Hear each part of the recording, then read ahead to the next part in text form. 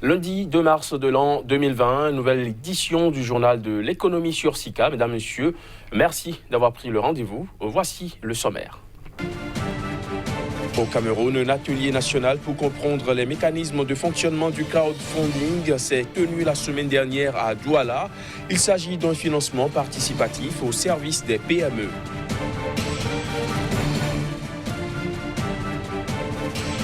En Afrique du Sud, le ministre des Finances, Tito Mboweni, a présenté la semaine dernière devant le Parlement un projet de budget de rigueur pour la prochaine année fiscale. On note une nette réduction des dépenses publiques. Et puis pendant ce temps, au Rwanda, le gouvernement va augmenter de 4,8% ses dépenses pour l'année budgétaire qui prend fin en juin 2020. On en parle également dans cette édition.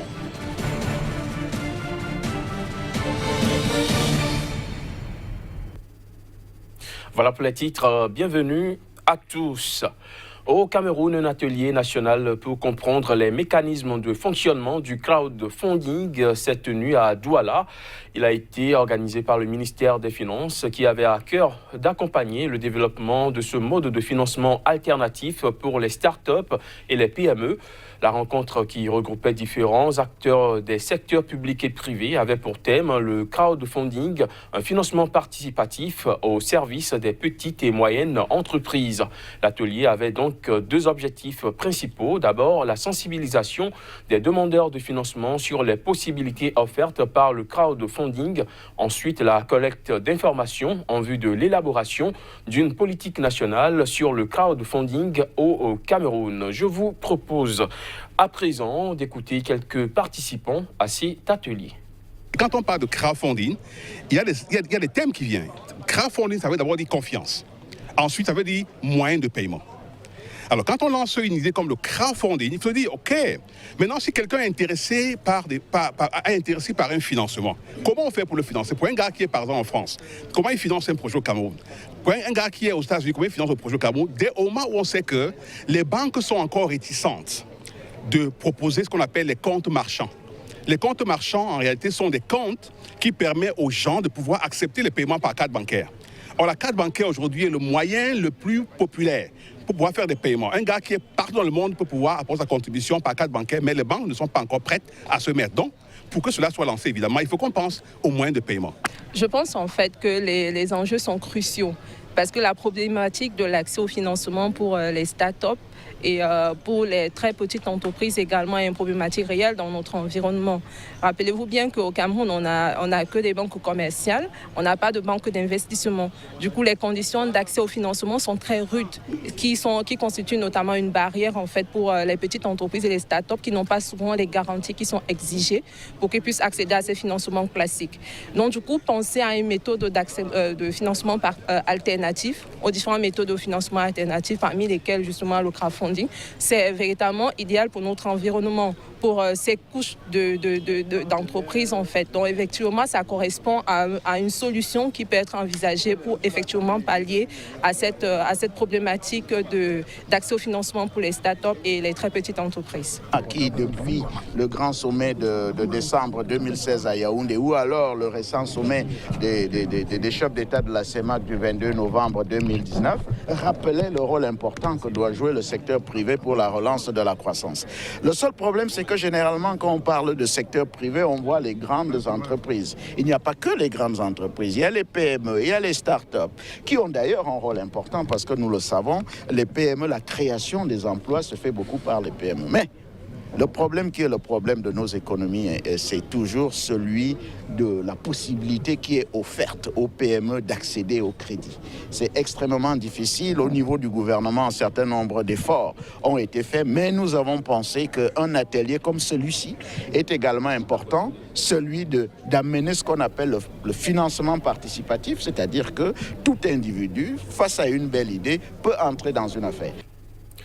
En Afrique du Sud, le ministre des Finances Tito Mboweni a présenté mercredi devant le Parlement un projet de budget de rigueur pour la prochaine année fiscale. Il a annoncé une réduction de 15,8 milliards d'euros des dépenses publiques. Les employés de l'État seront les premiers touchés puisque leur masse salariale, qui représente plus d'un tiers du budget public, sera amputée de 9,7 milliards d'euros en 3 ans, soit une baisse de 9%.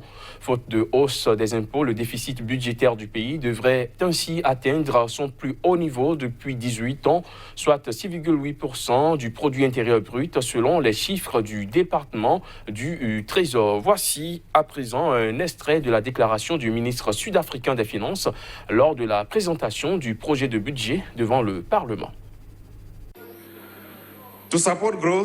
Pour soutenir la croissance, nous ne proposons donc pas d'augmentation importante des impôts.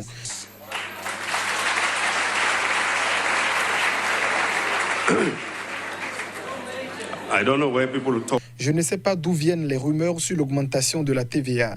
En effet, il existe un réel allègement des impôts des particuliers.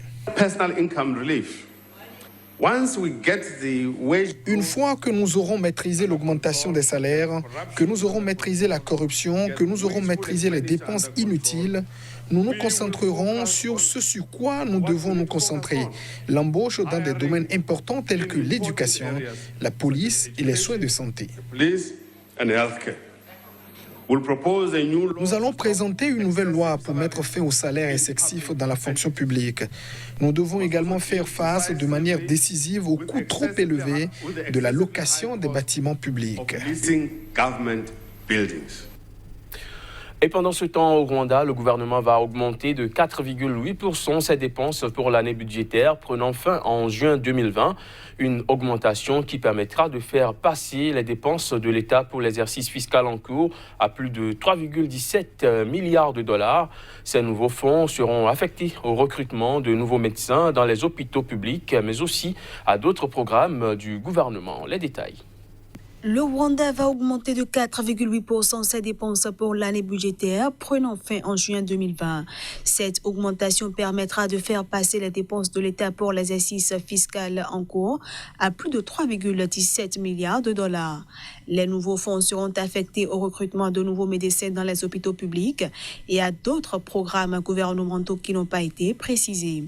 Pour obtenir ces nouveaux fonds, les autorités rwandaises comptent sur une bonne performance de l'État dans la mobilisation de recettes fiscales et non fiscales. Il faut dire que la nouvelle mesure doit encore être approuvée par le Parlement avant d'entrer en vigueur. Grâce à une politique économique rigoureuse qui a permis la multiplication des projets d'infrastructure, l'autosuffisance au niveau du budget et une forte contribution du secteur privé à la croissance du pays, l'économie rwandaise s'est considérablement accrue au cours des dernières années. D'après les statistiques de la Banque mondiale, le Rwanda, déjà classé parmi les 10 pays ayant les croissances les plus rapides au monde, devrait devenir le nouveau champion de la croissance africaine en 2020 avec une prévision de 8,1%. Une perspective de 6,4% de croissance économique annoncée pour l'exercice 2020-2021 pour l'Égypte. C'est de cela qu'il sera question juste après cette courte pause.